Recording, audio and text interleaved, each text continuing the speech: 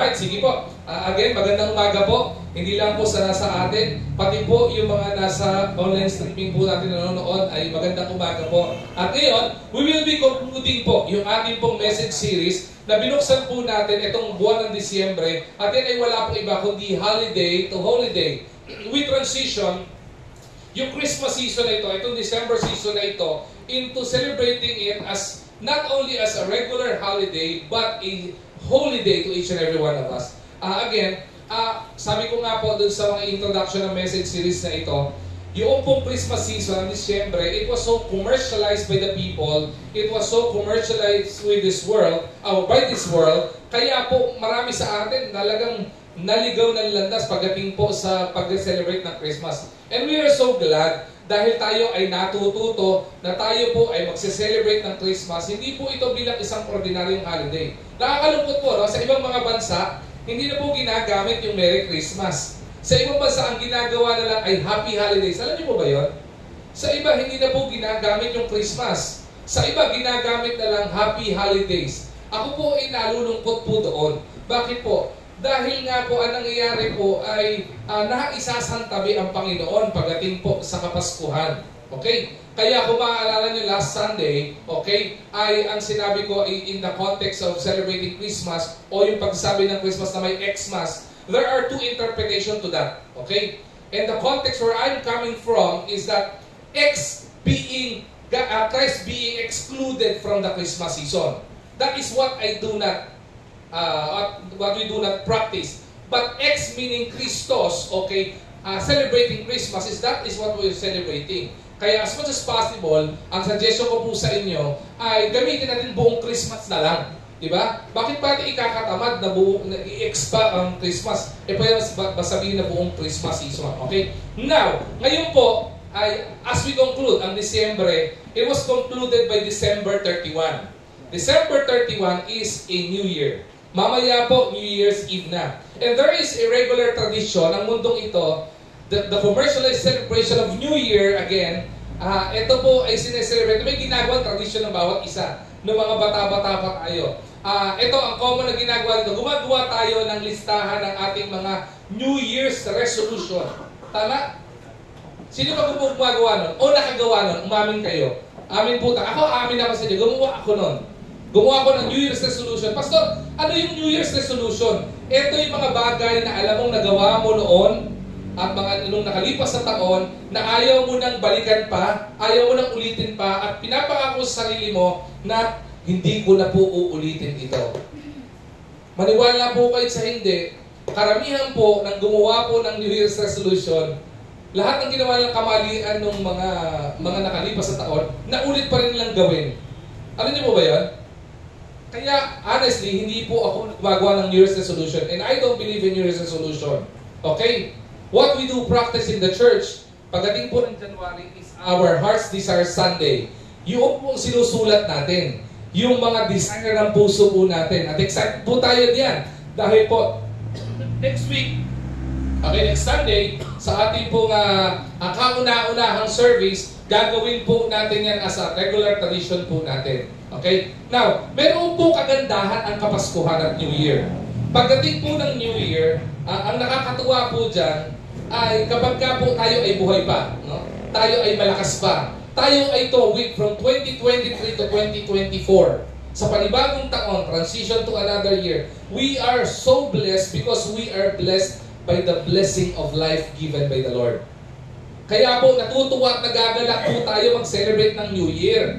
Dahil po, pagdating po ng New Year, buhay ka pa, malakas ka pa, makakapagsabi ka sa Panginoon, salamat sa biyaya ng buhay.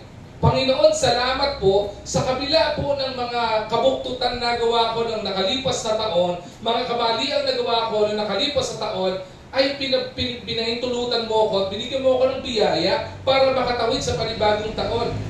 And for many people like us, ang New Year po, ito po ay parang fresh start para sa atin. Makakapagsimula kang muli, makakapagsimula ka ng maayos, makakapagsimula ka ng sabihin po natin tama uli, di ba? At para maitama po yan, dapat maitama din po natin yung pong puso po at buhay po natin. if we want our lives to be correct, spiritually, morally correct, dapat po naka-align po yan sa Panginoon. Kaya nga po, hindi po tayo naniniwala sa New Year's resolution. Ang pinaniniwalaan po natin is none other than salvation, and after salvation, transformation coming from the Lord. Okay? Kaya po ngayon pong umaga pong ito, alam ko excited na po tayo mag-aral ng salita ng Diyos. Ang topic po na pag-uusapan at tatalakayin po natin is New Year, be a better you. New Year, be a better you. 2 Corinthians chapter 5 verse 17. I would like to request everyone to please stand and open your Bibles with me in the book of 2 Corinthians chapter 5 verse 17. Tingnan po natin yung verse po na yan. Maikli lamang po naman yan. Pwede po bang sabay-sabay po natin basahin ng malakas? Amen? Sige po, basahin po natin. 2 Corinthians 5:17. Ready? Begin. Therefore, if anyone is in Christ, the new creation is come, the old has gone, and the new is here. Amen. Praise the Lord. May the Lord be blessed upon the reading of His Word. So, madali naman manalangin, hingin po natin ang gabay ng Panginoon sa ating pag-aaral ng Kanyang salita. Panginoon, aming dakilang Diyos, marami pong salamat sa pagkakataong kaloob mo sa amin na kami ay makapanambahan sa iyo. Dakilang pribilehiyo na kami ay makalapit sa iyo at dakilang pribilehiyo, Panginoon, na aming tatanggapin na kami ay makapakinig ng mga aral at salita galing po, Panginoon, sa iyo. Samahan niyo po, Panginoon, kami sa pag-aaral ng iyong salita. Patnubayan, gabayan, Panginoon, pagliwanagin ng aming isip at itama mo po, Panginoon, kami. Maging better kami, Panginoon, ngayong Kapaskuhan o ngayong balibagong taon na darating. Kung kami ay nag-improve ng nakalipas sa taon, mas lalo po, Panginoon, kayo mag-improve sa panibagong taon na ito, dakilang Diyos. Again, Lord God, itinatalaga po namin sa pag-aaral ng salita, itago niyo po ako sa inyong likuran. Gamitin niyo po akong instrumento bilang tagapaghiyag ng iyong salita sa pangalan ng Jesus. Amen at Amen. Alright, sige po. Marta po tayo magsiyo po. Okay, sabi ng 2 Corinthians chapter 5 verse 17, ulitin ko po. Therefore, if anyone is in Christ, the new creation has come. The old has gone, the new is here. Napakaganda po nitong bagay po na ito. Bakit po? Kung titingnan po natin yung salitang new, okay? Ito po ay maganda sa paningin at maganda po sa pandinig ng bawat isa po sa atin. Kaya nga po sa selebrasyon ng Christmas, pansinin niyo po, hindi po ba't gusto po natin ng may mga bago? Sino po dito ang aayaw sa bagong damit? Sino po sa inyo ang aayaw sa bagong sapatos? Sino sa inyo ang aayaw sa bagong ari-arian? Diba? Mapabahayan, kotse yan, or whatever things that is new, we are excited to use it. Hindi mo ba? And kaya nga po, minsan pag-harsisay po natin, karamihan sa atin, humihingi tayo ng mga bago sa buhay po natin. Tama po ba? Bigyan niyo po ako ng bagong damit, bigyan niyo po ako ng bagong kotse, bigyan niyo ako ng bagong relo, di ba? Huwag na kayo humingi ng bagong partner. Baka iba sa inyo, bigyan niyo rin po ako ng bagong partner. Huwag ganon. Iba yung ibang klase yun. But everybody wants something that is new. At kapag ka isang bagay o isang pagkakataon ay bago, okay, excited po tayo diyan. Amen? Katulad ngayong taon na papasok, excited din po tayo. Bakit po? Lilipat tayo sa isang bago natin talaga magiging tahanan ng church po natin. Diyan po sa kabilang hotel po kung saan po tayo nagdadaos every once a month. Next year, diyan na po tayo every Sunday. That is something new.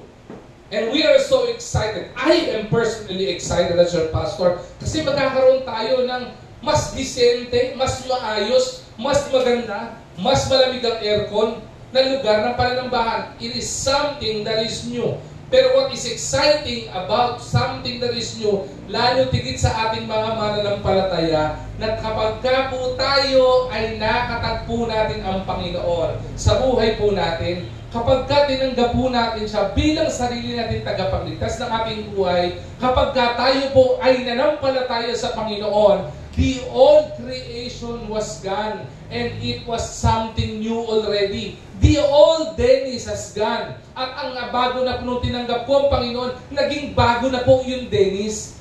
Hindi ba? Yung Dennis na dating makasalanan, yung tayong dating makasalanan, nung nakatagpo natin ang Panginoon, bilang sarili nating tagapagligtas at nanampalataya sa Kanya. Tinanggap natin sa buhay natin bilang sarili nating tagapagligtas sa ating buhay. Ang nangyari po sa atin, binago tayo ng Panginoon. Marami pong mga mananampalataya. Kapisado natin ng John chapter 3 verse 16. Amen? For God so loved the world that He gave His only begotten Son, that whosoever believe in His name should not perish, but have everlasting life. Praise the Lord for God's love. Praise the Lord for John chapter 3 verse 17. God did not came, or Jesus Christ did not came to condemn the world, but to love the world. Ibigin tayo ng Panginoon. At sa pag-ibig na yan, tayo ay nakatagpo ng kaligtasan. Nakakalimutan po natin yung 2 Corinthians chapter 5 verse 17. Na therefore, if anyone, kung sino man, ang na kay Kristo na, anak na ng Panginoong Jesucristo, ay binago na ng Panginoon. The old is gone, the new is here. Pero alam niyo po, maganda pong reminder po sa atin ito, mga mananampalataya. Dahil sa kabila po ng tayo ay binago na ng Panginoon, ang nakakalungkot na tagpo po sa bawat isang mananampalataya, sa kabila po ng kaligtasang ipinagkaloob ng sa atin, bakit marami pa rin mananampalataya ang balik pa rin ng balik dun sa gawing masama? Hindi niyo po ba naiisip yon? Marami pong mga maulitin ko po marami po sa ating mga mananampalataya ang pinaka nakakalungkot after natin tanggapin ang Panginoon bilang sariling tagapagligtas ng ating buhay. Ipinangako na ng Panginoon, the new creation has come, the old has gone, the new is here. Ipinangako na ng Panginoon ang pagbabagong transformation. Pero bakit marami pa rin pong mananampalataya ang pabalik-balik pa rin sa mga maling gawain? Bakit marami pa rin mga mananampalataya ang balik pa rin ng balik sa mga paborito nating kasalanan na ginagawa natin? Kaya nga po ipinauso ng mundo yung New Year's resolution eh. Hindi mo ba? Hindi ko na gagawin itong maling ginawa ko dito. Ang pangit ng ginawa ko dito, hindi ko na gagawin. Hindi mo naman kailangan talagang balikan na yun eh. Bakit? Binago ka na ng Panginoon eh. Ang tanong lang, bakit ka bumabalik sa dati mong ginagawa kung bago ka na? Paliwanag ko po sa inyong maigi.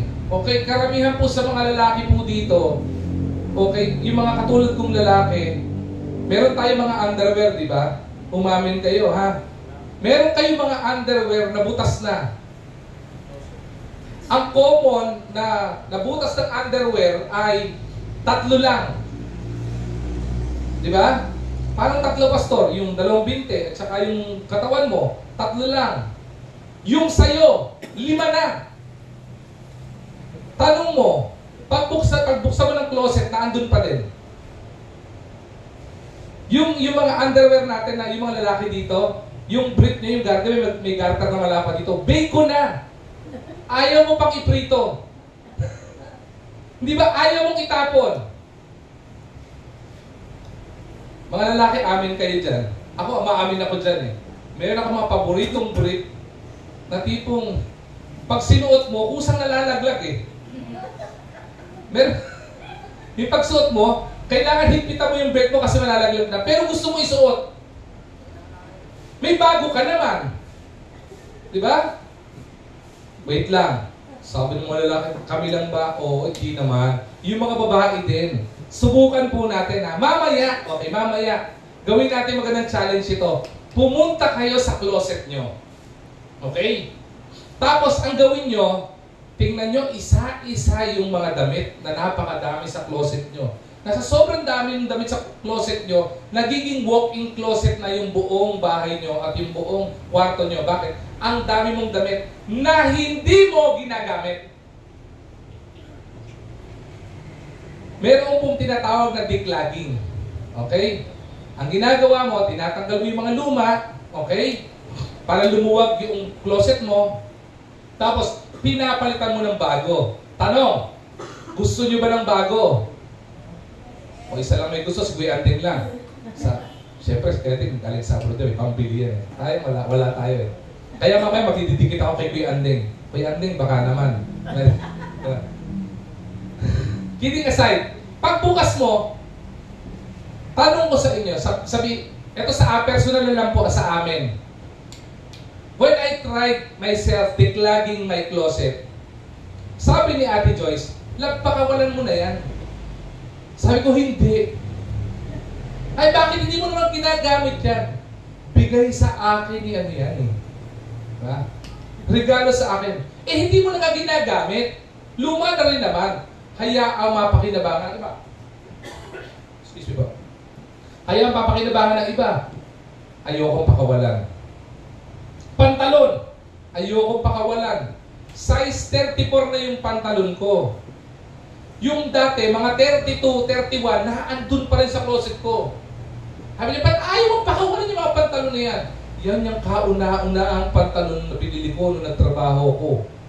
Noong 2000. 2000 pa. 31 pa yung bewang ko. Ngayon 34 na. Ayaw ko pakawalan. Minsan, ayaw din pakawalan guys sa tatak. Hindi kasi classic yan eh. Diba?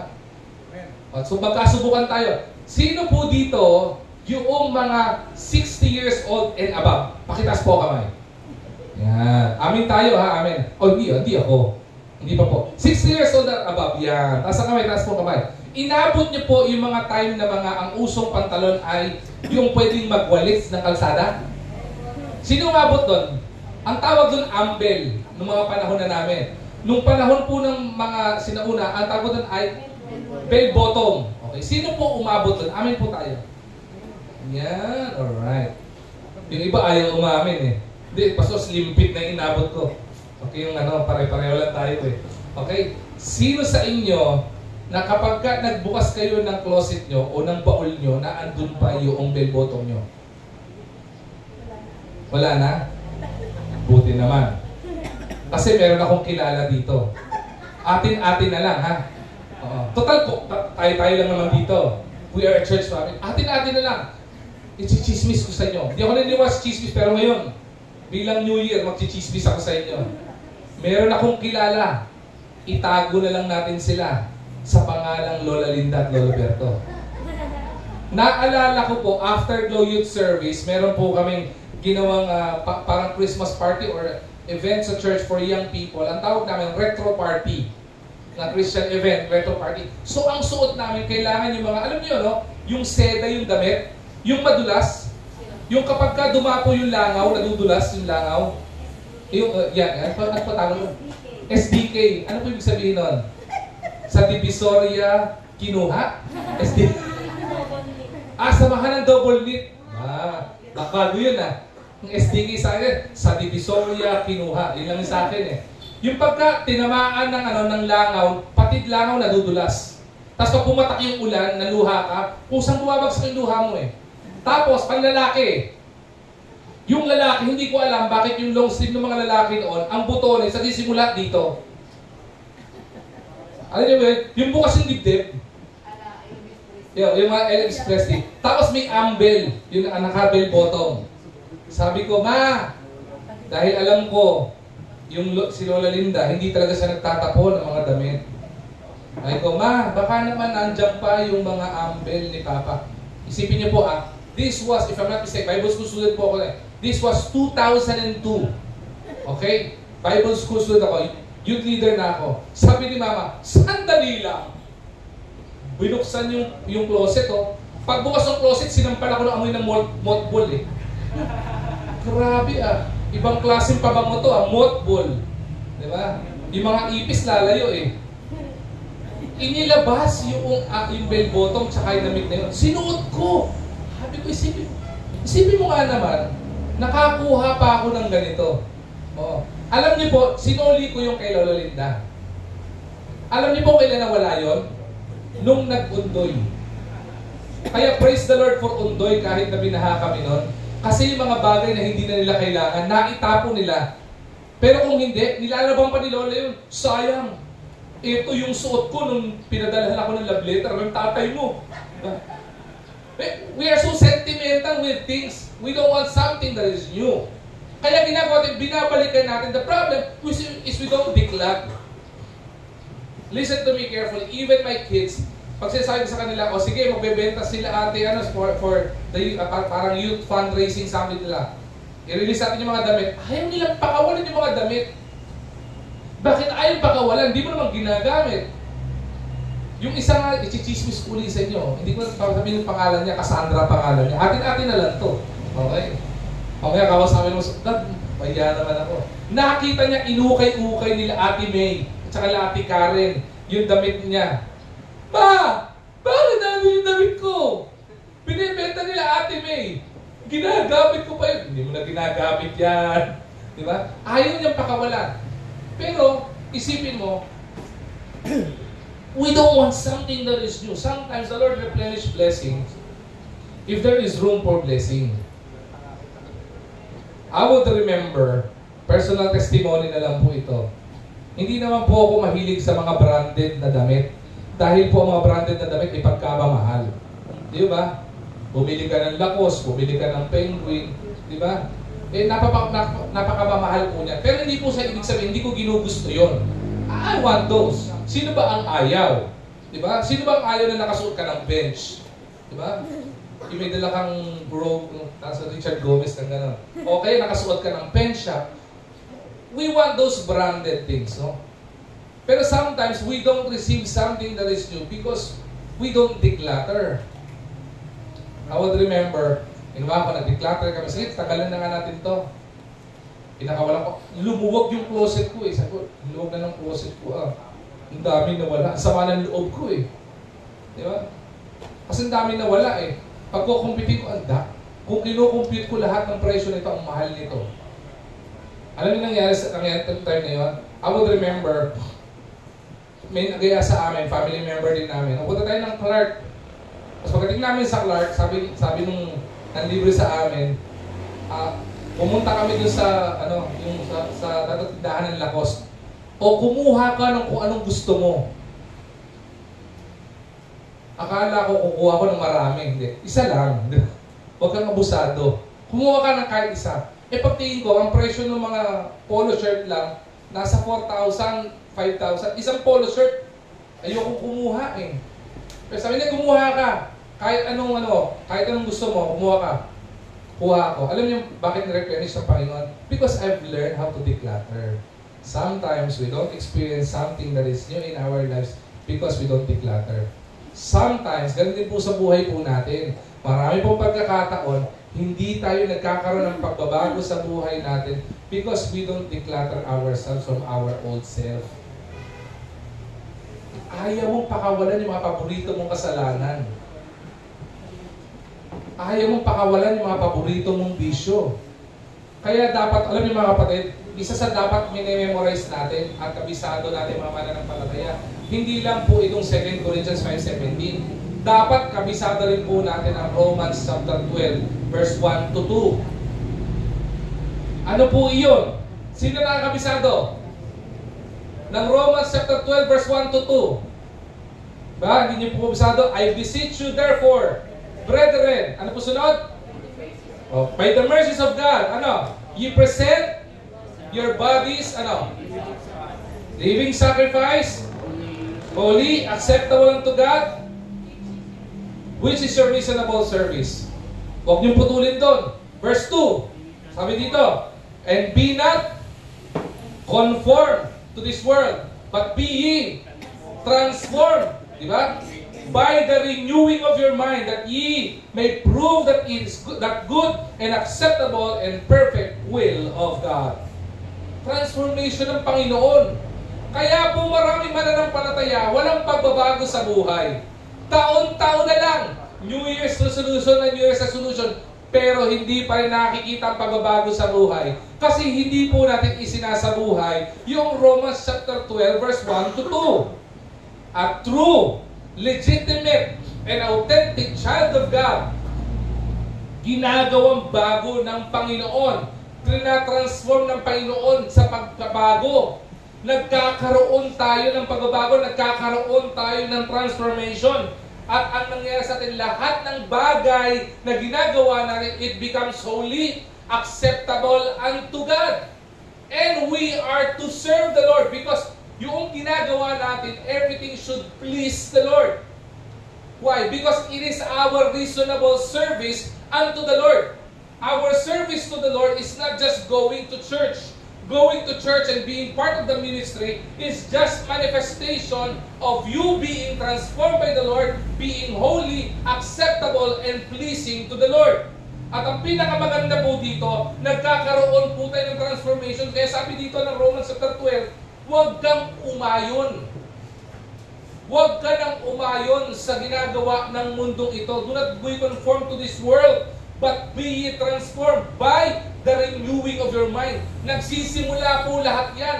Pagbabago ng pag-iisip. Pag tinanggap natin ang Panginoon sa buhay natin, sa puso po natin, bilang sarili at tagapagligtas, ang unang ginagalaw ng Panginoon sa buhay po natin ay ang ating isip.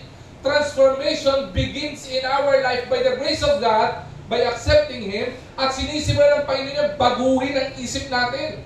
Why? Because an idle mind is a devil's workshop. Yung pong isipan natin na nagpapakabisi sa mga bagay na hindi makadiyos, yan po ay palaruan ng kaaway.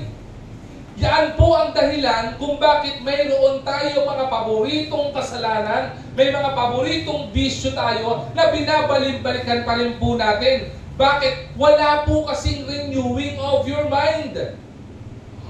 Hindi po ba? Wala pong transformation. Alright? Hindi lamang po yung renewing of your mind, that ye may prove what is that good, acceptable, and perfect will of God. Diba? Ito po magkakaroon po ng pruweba doon sa kalooban ng Panginoon. Ito po yung dahilan kung bakit maraming mga mananampalataya hindi po natin alam ang kalooban ng Panginoon. At lalo tigit, hindi po natin nagagawa yung kalooban ng Panginoon sa atin. Paano mo gagawin ang kalooban ng Panginoon sa iyo kung sa simula pa lang, hindi mo alam ang kalooban ng Panginoon sa iyo? Tama po ba? But we are always praying for, Lord, pagkaloob nyo nga po sa amin yung kalooban nyo. When it comes to partner in life, ibigay nyo nga po, Panginoon, kung sino kalooban nyo sa akin. Ipakita nyo nga po, Panginoon, when it comes to our decision, sa trabaho, sa eskwelahan, o sa buhay, Panginoon, bigyan nyo nga po yung kalooban sa akin. Because we know from the start, alam natin ang kalooban ng Panginoon is always perfect. Hindi po ba? At lahat ng kalooban ng Panginoon, ikakabuti po natin. Tama po ba? Amen? Pero kahit na alam po natin yung, kahit anong panalangin natin yung, kapag walang pagbabago sa isip at buhay natin at tanggapin ng Panginoon, hindi natin i-set ang tone natin ng isipan natin para sa pagbabago ng Panginoon sa atin, babalik at babalik ka pa rin sa dating ikaw. Nakakalungkot po yun. Pero naniniwala po ako, yung pong transformation na ibinibigay ng Panginoon ay pangako niya po ito. It is inevitable. Hindi po maiiwasan ito. Kaya po kung tunay na anak ka ng Diyos, hindi po mawawala at hindi nyo ma-experience na babaguhin ka ng Panginoon. Pansinin nyo, yung pong mga naging mananampalataya, na dating manginginom, nawawalan ng panlasa sa alak. Yung mga dating mananampalataya ngayon na dating naninigarilyo o nagdadrugs, nawawala ng panlasa pagdating sa sigarilyo at drugs. Yung mga mananampalataya ngayon na dating mga sugarol, nawawalan ng gana sa pagsusugal. Hindi mo ba? Pinapalitan ng Panginoon kung ano yung bagay sa buhay natin.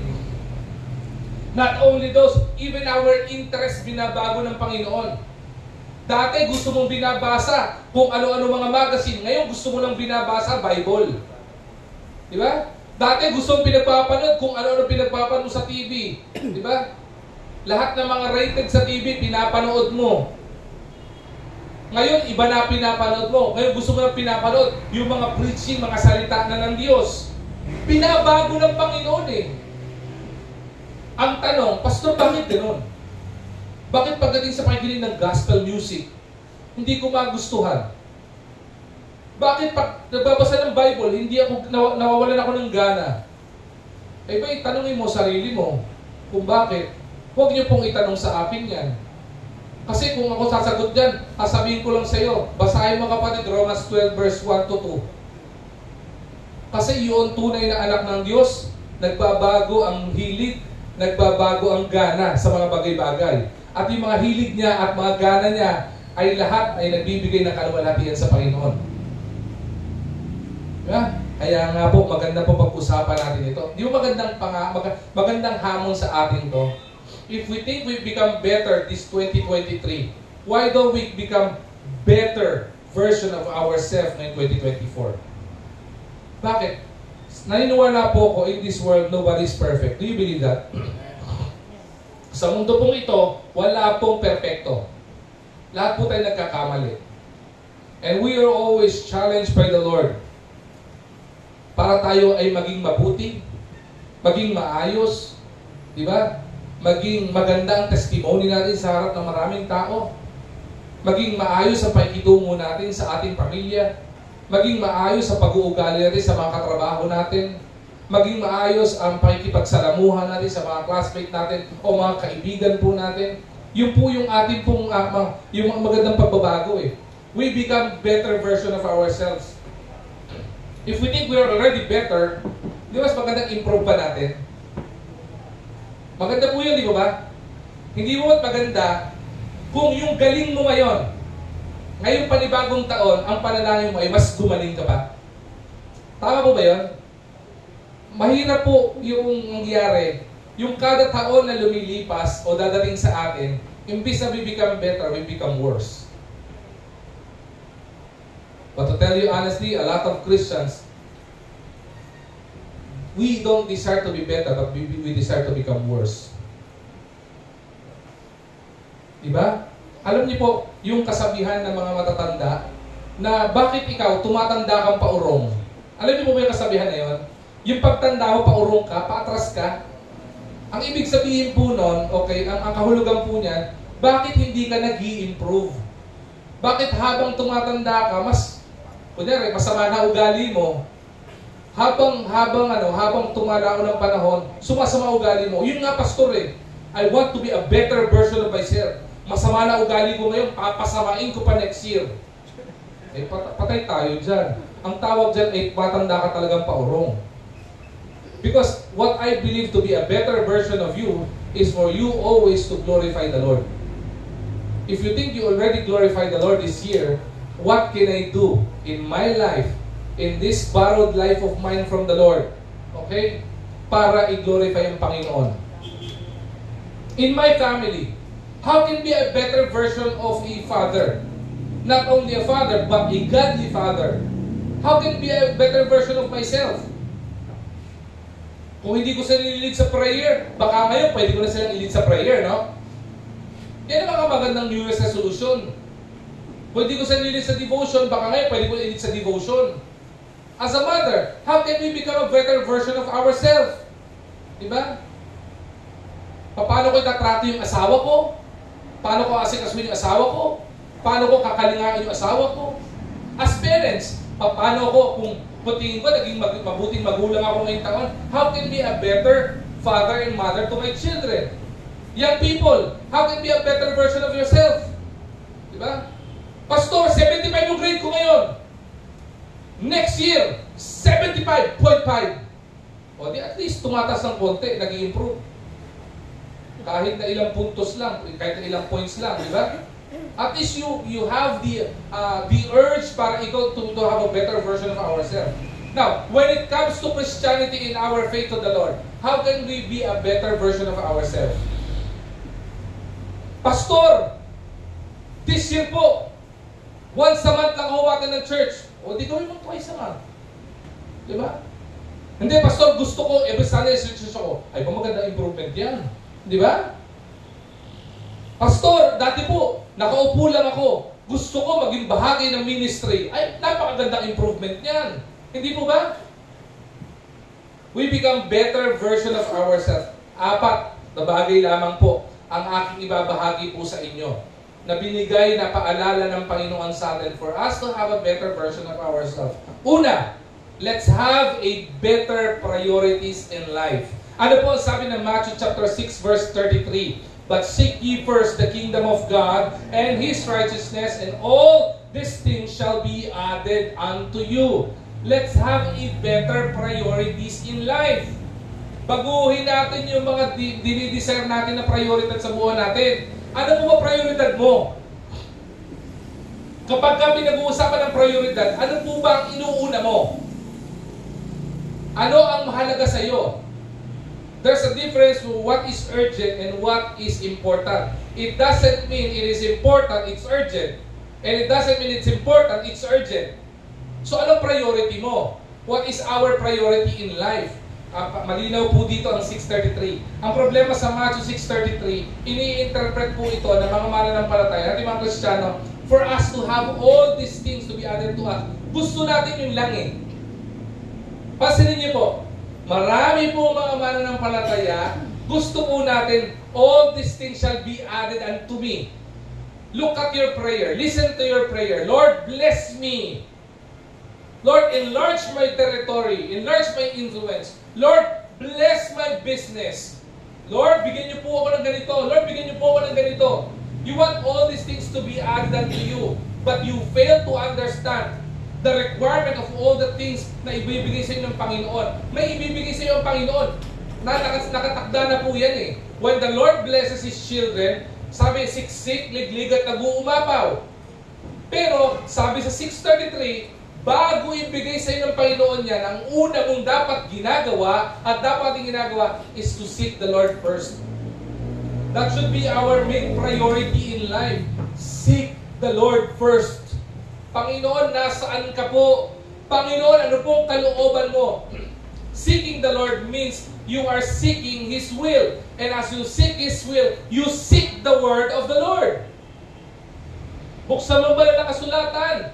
Lord, ipakita niyo po ang kalooban sa akin. Panginoon, gabayin niyo po ako sa araw na ito. Ano po ba magiging pamantayan kung pwede kong prinsipyong panghawakan ngayong araw po na ito sa iyong salita? Panginoon, wag po sana po mapahamak. Gabayan, patubayan niyo nga po ako ng iyong salita. Seek the Lord first. If you'll be engaging in a decision in life, di ba? Seek the Lord's kingdom first. Di ba? Alam niyo po ba ang unang araw ng linggo? Ng isang linggo?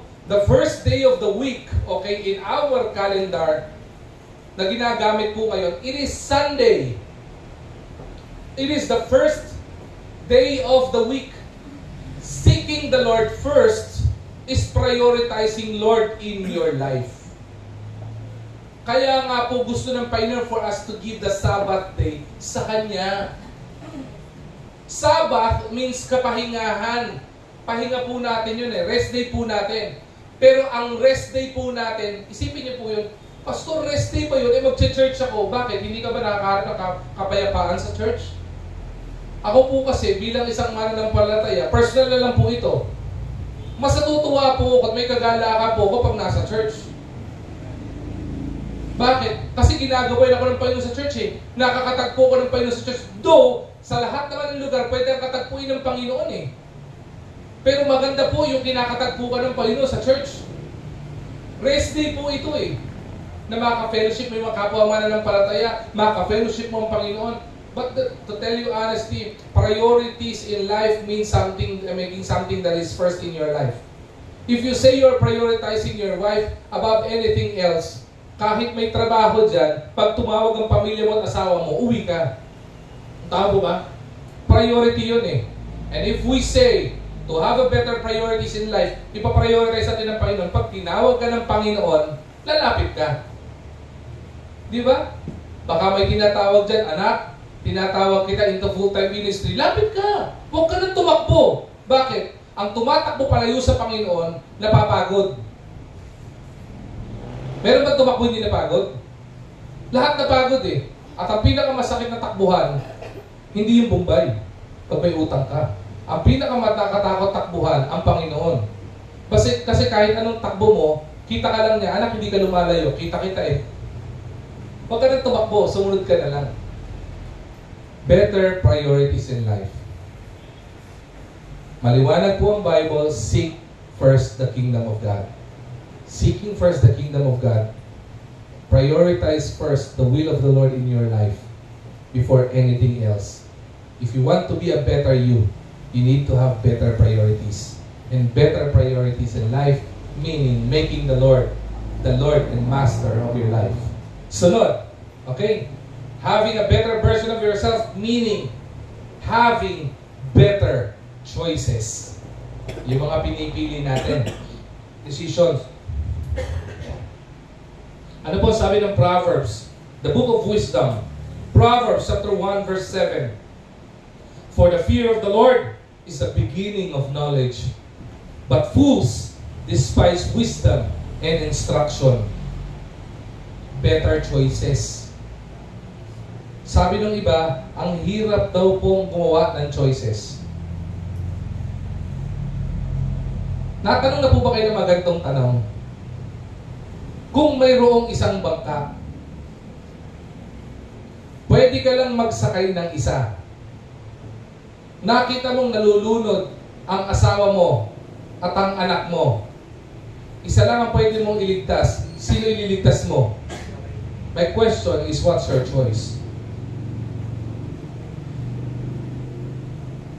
Pastor, ang hirap naman nung pinapipili mo. Better choices in life. You know what? Hindi ko sasagutin yung tanong na yon, because it was just an example.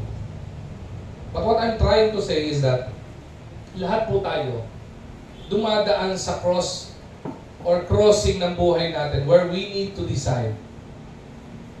And it is hard for us to decide. Yung mga magpapakasal na dyan, papakasalan ko ba to o hindi? Yung mga magtatrabaho, ito ba yung tatanggapin kong trabaho o hindi? Sa mga young people na magka-college, ito ba yung kursong kukunin ko o hindi? Nandun tayo lagi sa crossing ng buhay natin. And there is a struggle when it comes to decision making and choices. Pero sabi ng Panginoon, anak, hindi mo naman kailangan mahirapan eh. Bakit? Because the main focal point for you to decide properly is none other than the fear of the Lord. Kapag may takot ka sa Panginoon, takot kang gumawa ng mali. At kapag may takot ka sa Panginoon, takot kang magkamali. Kaya ang nangyayari, pagdating, dahil takot kang magkamali, ano po? Anong ginagawa mo? Ito yung paliwanag ng Proverbs chapter 1 verse 7 eh. Dahil takot ka magkamali sa Panginoon, ang ginagawa mo, kinukonsulta mo yung perfecto. I would remember my mentor, nung nasa Bible school ako, na-invite natin siya dito. His name is Pastor, one of my mentors. One is Pastor James, the other is Pastor John D. Pastor John D is already in the States now. Nasa New Jersey na sila. I would remember, nung nasa Bible school ako, estudyante, ang dami kong pagkakamali, may demerit ako. Malapit na maging Tanyel yung pangalan ko eh. Ano eh? Idol ata ako nito eh. Maya demerit ako eh. Sama ng loob ko. Kasi pag nakabuo ka ng 60 demerits, campus ka eh. At yung campus, sa mga dating Bible school student yung campus doon, gate to gate ka. Hindi ka pwede lumabas ng gate, campus nga eh. Ganun kahirap. Kaya kakain ka, may tindahan sa tabi ng church, para kami preso eh. Mami, pabili na, sisigawan namin si Mami sa tapat ng tindahan. Pabili naman po ng ganito. Tapos, itatawid ni Mami, tsaka may mabayaran. Ganun kahirap ang campus. Sabi ko, maya na, nadidemerit ako. Sabi ni Pastor Jandy, halika dito na. Sabi ko, trouble na naman nata ako. Demerit na naman. Maupo ka. Pinaupo niya, hinatang niya isang upuan, pinaupo niya ako. Makinig ka sa akin maigihan. Sabi ko, sige po Pastor, makinig ka sa sasabihin ko. Kasi napapansin ko, maya't maya, nagkakakasok at demerit ka eh. Ito, natutunan ko to dati, ipapasa ko lang sa iyo. Sabi niya, para hindi ka magkamali, ilagay mo yung isip mo dun sa isipan ng nagbibigay ng rules sa iyo. Hindi ko maintindihan yun nung una eh. Kasi sabi niya, para hindi ka magkamali, isipin mo kung ano yung iniisip na nag-uutos sa iyo. Hindi ko maintindihan. Until I realized Proverbs chapter 1 verse 7. The fear of the Lord is the beginning of knowledge. May nagbibigay ng instruction eh. Panginoon. Marami sa atin trouble tayo sa Panginoon. Bakit? Gumagawa tayo ng kasalanan. Trouble ka sa Panginoon kapag gumawa ka ng kasalanan. Pero sabi ng Panginoon, but fools despise wisdom and instruction. Alam bakit? Sa sobrang pagmamahal sa atin ng Panginoon, ayaw kanyang magkamali. Kaya siya nagbigay ng rules. Kaya siya nagbibigay ng instruction. Kaya nga po sa book of the Bible, sa books of the Bible, there are a lot and thousands of instructions and thousands or millions of things na po pwede natin iwasan na sinasabi ng Bible. Bakit? Kaya nga po ito ang tawag dito is the book of wisdom. Ayaw kanyang magkamali. Kaya ka binigyan ng instruction. I would remember mayroong isang controversial na debatable pagdating sa Bible school. Remember the story of Adam and Eve? This is about choices. You would remember in the Garden of Eden, may sinabi ang Panginoon, Adam, have dominion over all the earth. Lahat yan pwede mong galawin, lahat yan pwede mong asikasuhin, lahat yan pwede mong pangalanan. Have dominion, you have control over that. Except for one. Yung puno sa gitna ng hardin ng Eden, ng pagkakaalam ng mabuti at masama. Hindi po apple yun, okay? Sabi ng iba, apple yun. Kaya hindi ako kumakain pastor ng apple. Hindi apple yun. Binigyan ng Panginoon instruction. Lahat pwede niyong kainin. Lahat pwede niyong lutuin. Maliban doon sa kaisa-isang bunga ng puno ng pagkakaalam ng mabuti at masama. Ano sabi ng iba? This is the reason why it's debatable sa Bible school. Pastor! Hindi sana nagkamali si Adam and Eve kung hindi niya nilagay yun doon. Di ba? Nilagyan pa ng Panginoon ng temptation doon kaya nagkamali tuloy. Kung wala nun, hindi sana sila nagkamali. Punto naman, ano? Pero alam niyo kung bakit nilagay ng Panginoon doon yun? Isa lang ang dahilan kung bakit nilagay ng Panginoon yun doon. Una, gusto niyang ipakita sa mga tao, sa mga anak na create niya, na kahit na sila, tayo ay nilalang ng Panginoon. We are free to do our own will. Meron tayong free will. Pero hindi dahil may free will ka, okay, hindi mo na gagawin yung mga bagay na ikabubuti mo. Diba? Kaya sabi ng Panginoon, anak, lahat kainin niyo na, wag lang yan. And you know the story. Nag-disobey siya sa Panginoon, napaalis na sa Garden of Eden, and so on and so forth. Same thing with us. Lumabas ka sa labas, you have the free will to do whatever things you need to do. Maaari pinakikialaman namin kayo. Anak, parang mali ginagawa mo. Kapatid, parang mali yung ginagawa mo. You have the free will. Pero sabi ng Panginoon, sipin nyo marami akong nagbibisyo dito. Hindi ko na patatakasin, baka mayroon pa gumagawa. May mga naninigarilyo, mga nag-aalak, susugal, gumagawa pa ng mga bagay na illegal. Alam mo namang mali, ba't ginagawa mo? Sagot mo, may free will ako. Yeah, you have a free will. But it doesn't mean you have a free will. You do something that is bad for you. Because the instruction of the Lord is, do not destroy the temple of the Holy Spirit. May instruction ng Panginoon Then I remember, graduating na ako, Bible school, naintindihan ko na. Sabi ko, now I understand. Ang kinakagalit pala ng mga leaders namin ay ito. I tried na iwasan lahat ng kinakagalit nila. Isipin nyo, nabawasan yung demerit ko. Nalilesen yung pagkaka-demerit ko. Bakit? Kasi I put myself in the brain of the one who is at rule. Ganun din po, the Lord has rule over the earth. If we put ourselves in the mind of Christ, believe it or not, whatever things we do, it will glorify the Lord. And whatever choices we make, it will glorify the Lord. And it will be something that is good. Marami tayong choices Wrong choices in relationship, wrong choices in our careers, wrong choices in our schooling, wrong choices sa buhay natin. Kaya na nangyari, every wrong choices comes with consequences. Wrong choices, bad consequences. Rule of thumb yan Rule of life yan. Better choices kailangan natin. Para magkaroon ka ng better choice sa buhay mo, tama mapipili mong kaibigan, tama mapipili mo. Isipin mo Hindi lahat ng kaibigan, kaibigan. Maniwala kayo sa akin sa hindi. Kung meron man akong kaibigan, mapipili ko lang sa kamay kong kaibigan ko. Kasi hindi lahat ng kaibigan, kaibigan. Marami sa mga kaibigan, ililigaw ka sa maling landas. Maliwanag ang Panginoon, huwag kang makikipamatok sa hindi mo kauri.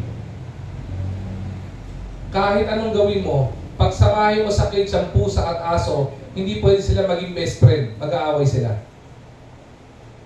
Yung rabbit nga namin sa bahay, saka aso namin, hindi na mapagtabi eh. Bakit? Hindi sila magkauri. Better choices. Sa careers natin, hindi porket malaki sahod, yun ang tamang choice. Hindi porket executive position kagad, yun ang tamang choice. Yung kalooban ng Panginoon sa iyo, naghahanap ka ng Lord's will sa buhay mo. Lord, bigyan mo ako ng isang magandang makakasama sa buhay. Hindi porket maganda, yan ang kalooban ng Panginoon sa iyo. Bakit? Yung ganda, magbigay ka ng mga 40, 50 years, kukulubot yan. Sabi yung pangit na rin. The rule of law, the rule of thumb ng mundo. Diba? Everything in this earth deteriorates. At pag-deteriorate, bumapangit. Diba? So, hindi ganda ang basihan ng kalooban ni Lord. It is always the fear of the Lord. Kung meron kang pipiliin na gusto mong habang buhay mo kasama, huwag kang pipili ng ganda lang. Huwag kang pipili ng pogi lang. Yung pogi, yung ganda, nawawala. Pero yung takot sa Panginoon, mahirap mawala. Better choices. Pangalawa sa huli. Ano yung una? Better priorities. Sunod, better choices. Pangatlo, better relationship. Let us desire this year to have a better us by having a better relationships. Ibig sabihin, Proverbs chapter 12 verse 26, the righteous choose their friends carefully. Ito yung sabi ko, but the way of the wicked leads them astray. Waiting ko po the righteous choose their friends carefully, but the way of the wicked leads them astray. Maging maingat kayo sa pagpili ng mga kaibigan at kakaibiganin nyo. Hindi porkit mayaman kakaibiganin mo. Hindi porkit mabait kakaibiganin mo. Kaya sabi ito, maging maingat, be careful in choosing your friends. Kaya nga po marami magkakaibigan, sabi niya, sinong best friend mo? Ikaw. Pagtalikod, sinong kinukwento mo sa kapitbahay mo? Ikaw din. Kung tunay na kaibigan yan, mapagkakatiwalaan yan. May fear of the Lord yan. Kung tunay na kaibigan yan, hindi ka kinukonsinte sa mga mali nating ginagawa. Pagkus, pinipilit kang itama. Iba sa atin kasi, gusto natin mga kaibigan, yung tipong, pag may problema ka, oo, tama yan! Samahan ka na dyan. Mali talaga yan eh. Diba? Hindi ganon. Hindi mo ba? Ito, common. Hindi lang po ito sa choices of friends, ha? Kahit sa pamilya at mag-asawa po ito, ha? Kasi sabi dito, better relationships eh. Di ba? Better relationship ang pinag-uusapan. Ibig sabihin, pagandahin mo rin ang pakikitungo mo sa asawa mo. Bakit ang asawa mo dapat kaibigan mo eh? Have a better relationship with your children. Treat them as your friends as well. Isipin mo, pag yung mga anak mo may problema, bakit sa iba lumalapit para sabihin ng problema nila? Kasi hindi nila pakiramdam na ikaw, kapamilya ka, kaibigan ka nila. Feeling nila, kaaway ka nila. Right? Ito problem ng mga common couples. Kapag ka may sinasabi yung lalaki o yung babae, kino-correct yung spouse nila, sasabihin, bakit ikaw? Lagi mo akong binabangga. Matuwa ka't binabangga ka ng asawa mo. Bakit? Kasi kung mali ka, dapat ituwid ka. Saan mo gusto marinig yung pagkapagtutuwid sa'yo? Sa ibang tao? Eh gusto kasi natin pag-aasawa natin eh. Hindi, okay yan. Go ako sa'yo, support ako sa'yo. Di ba? Ganun ba yun? Hindi po ganun. Kung talagang mahal mo yung asawa mo at yung asawa mo gumagawa ng mali, ikinokorek mo. Eh pastor, mag-aaway kami. Eh huwag kayo mag-aaway. Diskusyonin mo, paliwanag mo sa kanya, kaya ako sinasabi sa iyo ito, dahil mahal kita. Hindi dahil kinokontra kita o inaaway kita. Hindi tayo magkalaban dito, magkakampi tayo. Bakit? Ano sabi ng kasal? Di ba? You are as one. Isa na lang kayo eh. So yung kamalian ng asawa mo, kamalian mo rin yun. Yung putik ng asawa mo, putik mo rin yun eh. Tama? Bakit? Kung urahin ang apelido ko, urahin ang apelido ni Ate Joyce eh. Tama ba? Isa na lang kayo eh. Right? Even in friends, even in family, be careful in our relationship. Be careful means be careful in our choices. Be careful in handling our family. Men who are here, yung mga may asawa, be careful sa pag-handle ng relationship. Yung mga babae, there are, sabihin natin, vessel. Diba? Sila ay, sabihin natin, mga fragile vessel. Inaalagaan niyang mga yan. Diba? Pinag-iingatan. Inilalagay sa tamang dapat pagkalagyan. Because they are fragile vessel.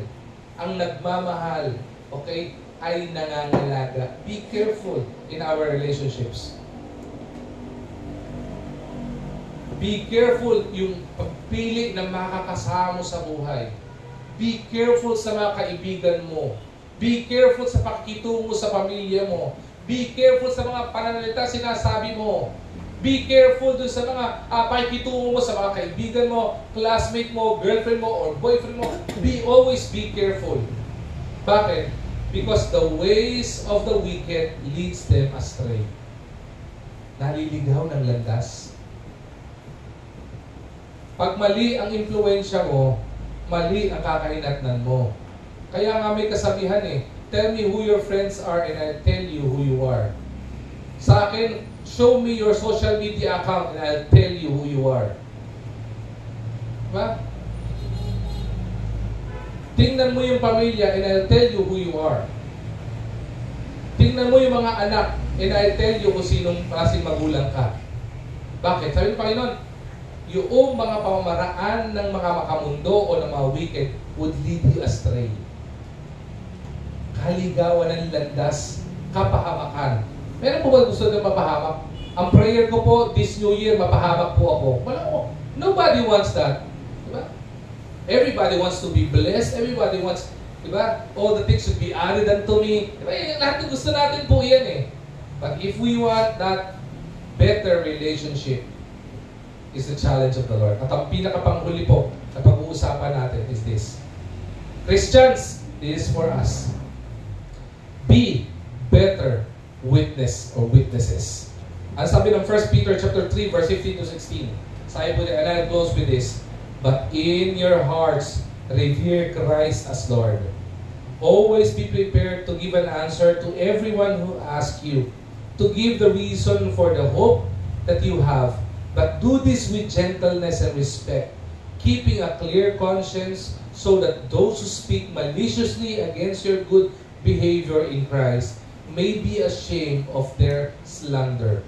Hindi ko po i-interpret lahat, kasi lahat will follow after you listen at maintindihan yung unang phrase. But in your hearts, revere Christ as Lord. Ano ba ibig sabihin po nito? Ang challenge po dito is we have a better testimony. Magkaroon tayo ng magandang halimbawa, magandang pagkatao, hindi lang sa harap ng tao, kundi sa harap ng Diyos. At para magawa natin yung be a better witness, magkaroon tayo ng pagsasalita ng gentleness, with respect, di ba? Magkaroon tayo ng clear conscience, mag-speak tayo malicious against the good behavior in Christ, and may be ashamed of their slander. Bago natin po magawa itong mga bagay na ito, may importanteng dapat matutunan natin. Christ or revere Christ as Lord. Una, when we say revere, it means respect. Have respect for Christ. if we want to be better witnesses or Christians or child of God, we are to respect, we are to honor the Lord. We are to Christ. And how can we honor and how can we glorify Christ in our life? Simple lamang po. Sinagot na rin po ng verse na yan. Sabi ito, revere Christ as Lord. Ano pong ibig sabihin nun? Ang taong may respeto sa Panginoong Hesukristo, siya ang ginagawa niyang Lord ng buhay niya ay si Kristo. Ano po ba ibig sabihin ng Lord? Ang Lord po sa Bible ay Master. Yes, Master. Whatever the Lord says, you will say, yes, Master. Anak, itong kalooban ko sa iyo. Yes, Master. Anak, huwag mong gawin yan. Yes, Master. Anak, join the ministry. Yes, Master. Anak, share the gospel of Christ. Yes, Master. Yes, Lord. Di ba? Anak, be good with your family. Yes, Master. Yes, Lord. Sabi ito, be, but in your hearts, revere Christ. And make Christ as our Lord and Master of our lives. Better witnesses. Ano yung apat? For us to have a better you, ngayong Christmas, a better version of ourselves. Una, to have better, ano ba yun? Priorities. Pangalawa, better choices. Sumunod? At sumunod? Better witness or better witnesses. Hindi naman sinabi maging the best tayo eh. Kaya sinabi natin yan better because Apostle Paul and Jesus Christ Himself is urging us to continuously have, sabihin natin, the intention to improve every day of our life. New year, bagong taon, fresh start, we can start something that is new. And we can start to be better and to do better. Better in our priorities, better in our choices, better relationship, and we become better witnesses of Christ. Sana baunin natin yan sa pagtawid natin sa 2024. Diba? Huwag na natin baunin yung mga cholesterol, sugar, do meron yan mamaya. Huwag na natin baunin yung mga sama ng loob. Isang tabi na natin yan. Huwag na natin ibaunin yung mga masasamang mga naging desisyon. Sabi nga ng Bible, keep no records of wrong. Isang tabi na natin yun. Baunin natin yung hamon ng Panginoon sa atin. Be a better version of yourself. If you think you're good now, be better. If you think you're already better, do better. Diba? Maganda yun, everyday nag-i-improve tayo for the better, diba? Everyday, kung maganda yung ugali mo, magalang ka ngayon, mas nagiging magalang ka pa. Kung respectful ka ngayon, mas nagiging mas respectful ka. Kung giver ka ngayon, mas nagiging giver ka, nagiging generous ka. Diba? Kung ikaw ay talagang hilig mo talaga mag-serve sa Panginoon, talagang nagsaserve ka, nagiging faithful ka sa Panginoon, doing better. In handling our families, in our relationship, diba? Marami ka naging pagkakamali, baguhin mo na yun. Diba? Hindi ka naging good provider, hindi ka naging good leader ng tahanan mo, baguhin mo na yun, do better. Diba? Bilang housewife, hindi ka naging mabuting housewife, do better. Diba? Mga anak, do better. Do better in school, do better at home. Lahat ng gagawin mo. Mas maganda yun, every day is a better day because you are doing better. And you want and you desire to have a better version of yourself. Sana maging paalaala sa akin yung 2 Corinthians chapter 5 verse 17 and Romans chapter 12 verse 1. Diba? Salvation, or right after the blessing of salvation comes transformation. That's the reason why we don't believe in the New Year's resolution. What we believe is that the Lord transforms His children to do better for the perfection of the saints. Alright? Shall we pray? Lord God, Heavenly Father, we are so thankful. We are so grateful upon hearing the blessing of your word, Panginoon, ngayong sandaling ito.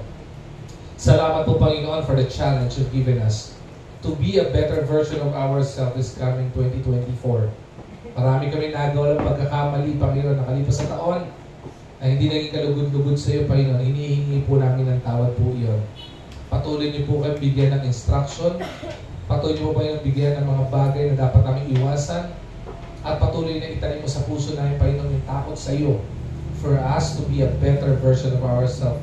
For us to have a better priorities in life. Unahin ka namin.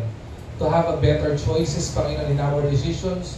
To have a better relationship, whether papili ng kaibigan, mga kasama sa buhay, or handling relationship, Panginoon, we would do better, Panginoon, by your grace.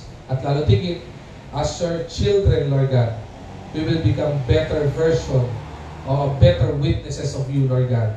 Na makita, Panginoon, ng mga tao sa paligid namin, how good you are, how great you are, because they've seen, Lord God, your greatness in our lives, Lord God. Again, we give you back all the praise and all the glory. In Jesus' mighty name we pray. Amen.